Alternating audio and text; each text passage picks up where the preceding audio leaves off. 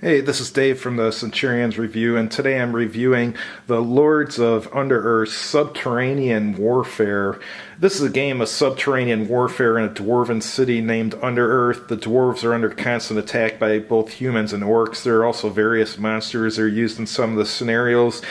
This is Metagaming's microgame number 18. This is a game for, there's one solitaire scenario, about 4 that are two-player scenarios, and one that is multiplayer. Box looks alright. Typical metagaming box. Basically the game's a dungeon delve is what it is. Let's talk about the components. Let's start with the map. The map is the underground city of Underearth. I know it looks to you like it's pretty lame looking, but compared to Metagaming's other maps from that area, which were just black and white, this is actually an improvement over their typical map for their micro games. The map it has, right here is a lake. This is deep water, and there's corridors, narrow corridors, narrow tunnels, open spaces and rooms and so forth. Problem with the map is there's no terrain key, so it's hard to figure out what some of the terrain features are. Like, believe it or not, that little arrow there apparently is a stairway that's going up, so I would have used a different symbol. But and also, the real bad part of this map is you can't see it really with this camera, I don't think, but like here and in a bunch of other places are these yellow markings that tell you to where to place chits for certain scenarios. And there's a bunch of these yellow markings all over the map. The problem is you can't see the damn things because they're in fluorescent yellow. And maybe they were easier to see in the 1980s, but this is an old game and the yellow is faded and stuff. So, I mean, using yellow as a color for those starting points was a really bad idea. As far as the counters, you have dwarves. Let's see. There's some dwarves there. You have humans. You have orcs. And here's some treasures with the treasure points written on them. And you have unalert markers, which just basically tell you that a character is asleep. And you have some, here's one, I don't know if you can see it there. That's actually a door, signifying that you've closed the door, and some for monsters. Let me take out a counter for you to see here real quick. I don't know if I can get in focus there, but the number on the left is that 2 is its combat factor, and the 10 on the right is his movement. The rule book tells you the opposite, but actually as you read through the rule book, you figure out that the number on the left is actually the combat factor, because some of these units are companies. And, well, you have companies and you have individuals, and like the company, some of them have a combat factor of 50, and according to the book in the beginning, that would be the movement, so you would move 50 spaces, which is ridiculous. Also, some of the terrain will slow down movement, like stairways and stuff, but like I mentioned before, it's kind of hard to see what the terrain features are when there's no terrain key. But what else do we have here? Let me pull out the book for you. Let's go to the sequence of play. Sequence of play, first player's turn, he just does movement, alerting, and combat, and then second player's turn, movement, alerting, and combat. Obviously in the movement phase you move your forces, but what you can also do is infiltrate, meaning if your counter is next to an enemy counter, during the movement phase, you can move through the enemy just to get onto another side of them to make room for one of your other forces to get in there so you can gang up on them. Alerting, we'll get into that in a minute. That's the main mechanic of the game, and you have combat. Stacking, only one company can stack, but the company can have a leader with them too, who is an individual, or on a hex you can have an unlimited number of individuals. The reason that companies want to stack with leaders is because leaders allow a shift on the combat results table, and this game actually has a pretty decent combat results table. We'll get into that too. In most scenarios, most of the dwarves will start inverted, meaning they're asleep and they need to be alerted. One of the things you have to keep in mind in this game is corridors and bridges. Here's a bridge here, and like a corridor there. If you're a company, that reduces your combat factor by 10 points. And tunnels, like right here, will reduce a company's combat factor by 20. So one strategy you can use in the game if you're a weak little individual unit is just to go hide in like this tunnel if a company's coming after you, and when he gets in there it greatly reduces his combat factor, so you might actually survive. Let me show you the combat results table, since it's actually a good one. Back in the 1980s, they had some pretty bad ones, but this one's pretty decent. So, like at 6-to-1 odds, defender's always eliminated. At 3-to-1 on a 1 through 3, defender eliminated. 4 or 5, defender retreats 1 hex. 6, nothing happens.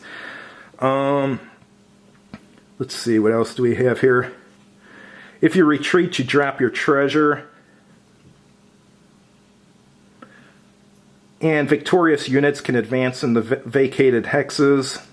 Height advantage, you decrease the odds column and put it in the defender's favor if he's higher than the attacker. Morale effects, that's the important thing. A dragon automatically shifts 4 columns because he's a dragon and he's tough. Dukes, lords, captains, and chieftains without a company shift 3 columns. If they're with a company, they shift 2 columns, which is huge. A company stacked with a captain or chieftain will shift 1 column. One thing is, if you're a company with a leader and you're attacking enemy company with a leader and you both have a shift 2 to the right, or 2 in your favor, they cancel out. So if you're at 1-to-1 odds, you'll just stay at 1-to-1 odds. It's a good combat results table. Let's show how alerting works. Let me zoom in here if I can. Give me 1 sec here. Alright, so let's say this guy was awake when the game started.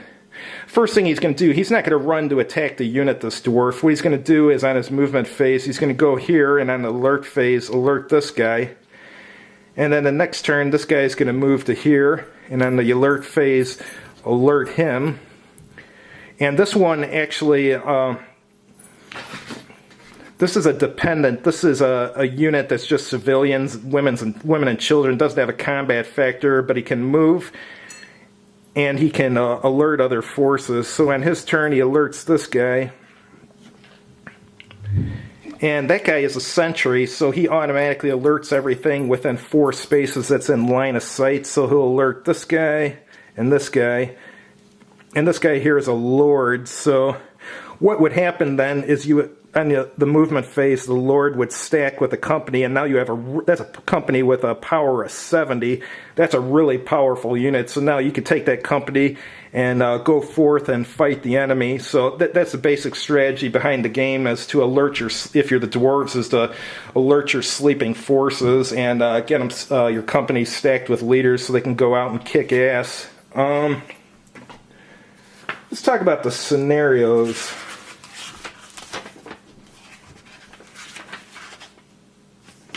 First one is Pursuit. Let me, that's a little too zoomed in. Pursuit, that's for 2 players. Basically, the dwarves are followed back to their city and the humans attack.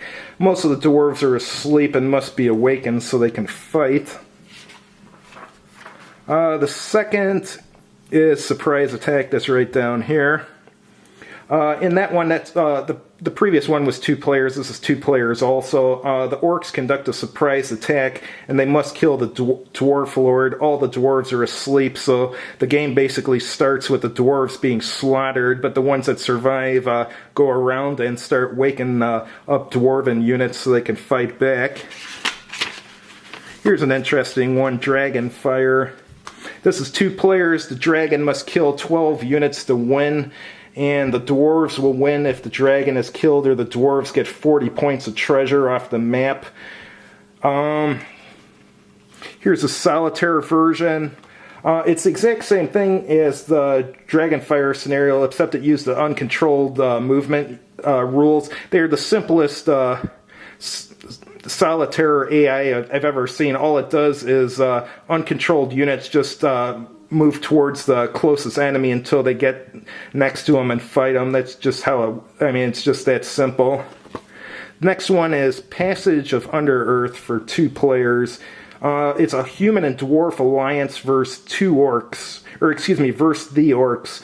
There's also uncontrolled monsters wandering around which can cause trouble for whoever they run into. And it's played until all alliance units are off the map, and the level of victory is determined by the number of escaped units. And the last scenario. The last scenario is Gold.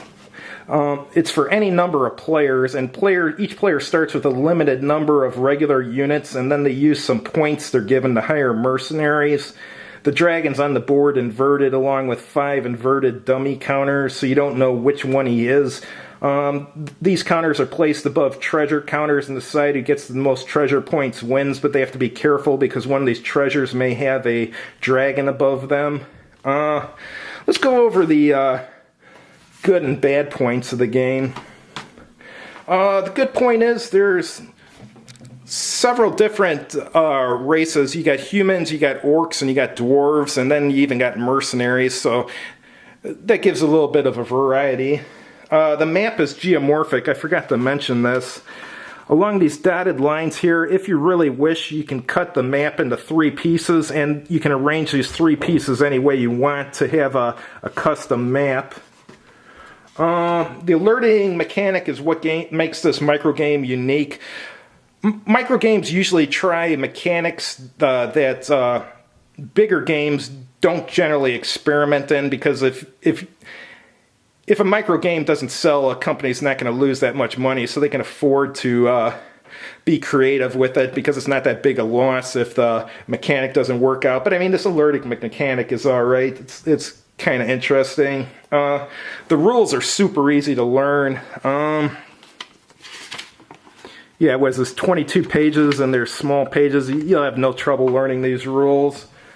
The combat results table, it actually enhances rather than ruins the game, unlike the Avalon Hill combat results table, which utterly ruined the game. This is actually a decent combat results table.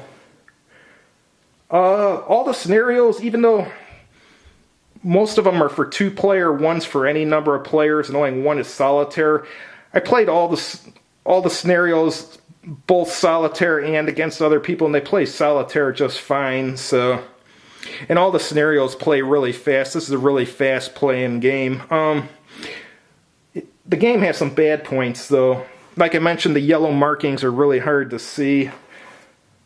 One thing that really I don't get is this is a dungeon delve, and why does a dungeon delve not have any magic? I'm not kidding, there's no magic in the game. It's a dungeon delve, and there's no magic. That doesn't make any sense. There's even a scenario in this where it's talking about some wizard and stuff. If it's a dungeon delve, why not have a few characters that are wizards and can cast a few magic spells? When people go into dungeons, generally they have an interest in characters that can cast magic spells. It just seems kind of weird. One thing, a player does not stand a chance if their leaders are wiped out early in the game. So if some bad guys come through here and wipe out these dwarves here and wipe out their leaders real quick, the dwarves stand no chance. Companies stacked with leaders are what win this game. If your leaders are, or most of your leaders are wiped out early, that's it. You don't stand a chance. The map is a little too claustrophobic, and it seems to... it hinders everyone's gameplay. These tunnels and stuff, I don't know. You can use this map to your advantage if you're clever, but most of the time you're going to find having to travel in column and stuff to ruin your plans. So if you can use the map to your advantage, that's great, and it's going to help you win. But I think most of the time you're going to find that the map's working against you. Though, like I said before, if you're a single unit and you go in a tunnel and a company chases after you, you can use the tunnel to your advantage. But overall, you're going to find that this map is cramping your style. Some of the features on the map are hard to make out because there's no terrain key. Like, I've played this game like 12 times. And in the rules, they talk about cliffs. I can't tell you where the cliffs are on this map. I have no clue where they are because there's no terrain key. I just don't have the slightest idea where the cliffs are. The only other bad thing, like most microgames, since they're small games, they're meant to be inexpensive and to play fast and so forth. It has less depth to it than a larger size game, but that's more due to the fact that it's a micro game than anything else. Overall, what do I think of Lords of Underearth? It's okay. Most of the scenarios turn in a race to alert dwarven units, or for the enemy is in a race to wipe out your enemy leaders and stuff before they can stack with their companies. Problem with this game is, even though it's an okay game, after you've played all the scenarios, there doesn't seem to be much reason to go back and play it again. There's just not enough replayability. This type of game is most suitable for microgame collectors like myself who want to if you're someone who wants to have every metagaming title in your collection, this game is obviously for you. Non-collectors, though, of microgames, they'll probably be kind of intrigued by the alert mechanic, but once that wears off, they're going to find that while the game is okay, it doesn't have enough depth or replayability to keep going back to it. If you're looking for an old-school dungeon delve, I would recommend that you get SPI Death Maze instead. I think most people would like that game better. Anyhow, I hope you enjoyed this review. Thanks for watching, and please subscribe to my channel.